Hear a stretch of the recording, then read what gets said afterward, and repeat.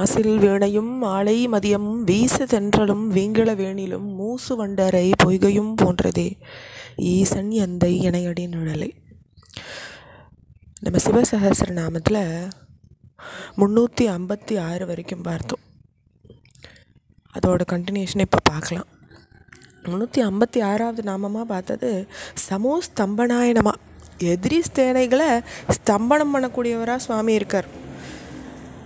அதை எதிரி கூட்டங்களை ஒரு புருஷன் சூளத்தை ஏந்திட்டு போகிறான்னு நம்ம பார்த்தோம்.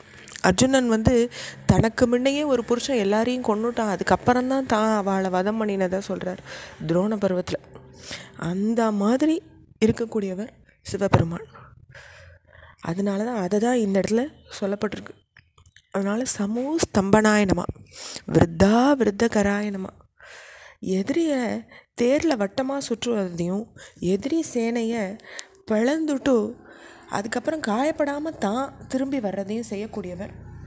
அப்படிப்பட்டவராக இருக்கிறதுனால அவருக்கு விருத்தா விருத்தகராய நமன்ற நாமம் வருது.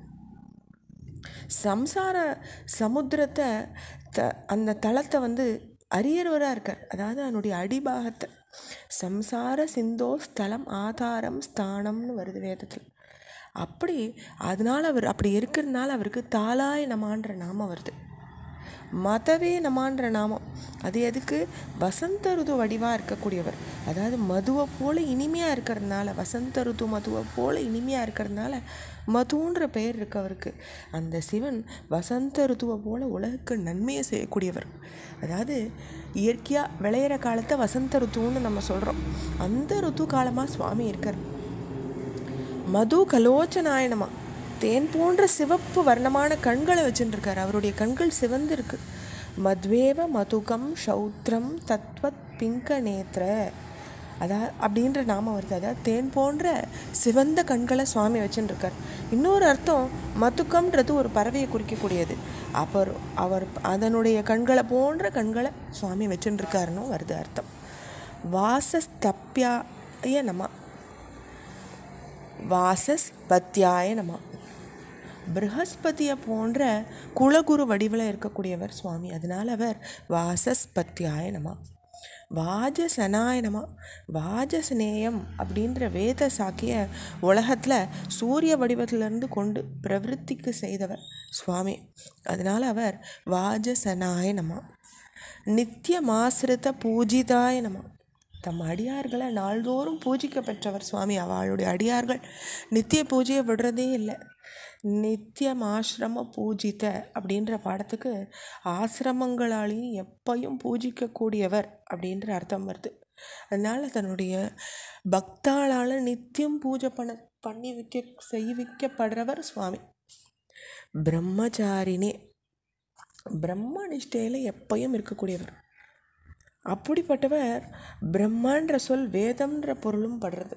அதனால் வேதமாகவும் பிரம்மனிஷ்டையாகவும் சுவாமி இருந்துருக்கிறதுனால அவர் பிரம்மச்சாரினே. லோகச்சாரினே, உலகங்களில் சஞ்சரிச்சுட்டுருக்கார். உலகங்களில் தன்னுடைய பக்தாளோடு சஞ்சரிச்சுட்டுருக்கார் சுவாமி. அதனால் அவர் லோகச்சாரினே.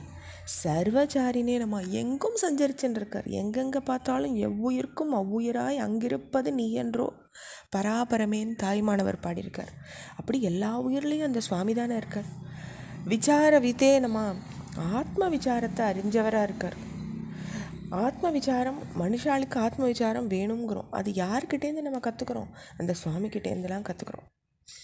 அதனால் உள்முகமாக நம்ம போகிறதுக்கு சுவாமி தான் உள்முகமாக எப்போ பாரு தியானத்தில் இருந்துட்டு நம்மளுக்கு கற்றுக் கொடுக்குறவராக இருக்கார். அதனால் அவர் ஆத்ம விசாரம் அறிஞ்சவராக இருக்கிறதுனால விசார விதே நம. ஈசானாய நம, எல்லாத்தையும் நடத்துகிறவராக இருக்கார். அந்தர்யாமியாக உள்ளே இருந்துட்டு அனைத்தையும் இயக்கிறவராக இருக்கிறதுனால அவர் ஈசானாய நம.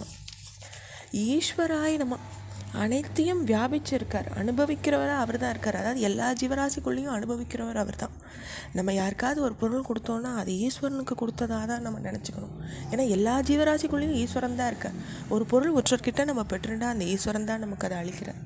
ஈஸ்வராய நம. காலாய நம, புண்ணிய பாவங்களுடைய பயனை கணக்கிட்டு கொடுக்குறவராக இருக்கார். அதனால் கால சித்திரகுப்த தாத்மா அப்படின்னு சொல்லப்பட்டிருக்கு.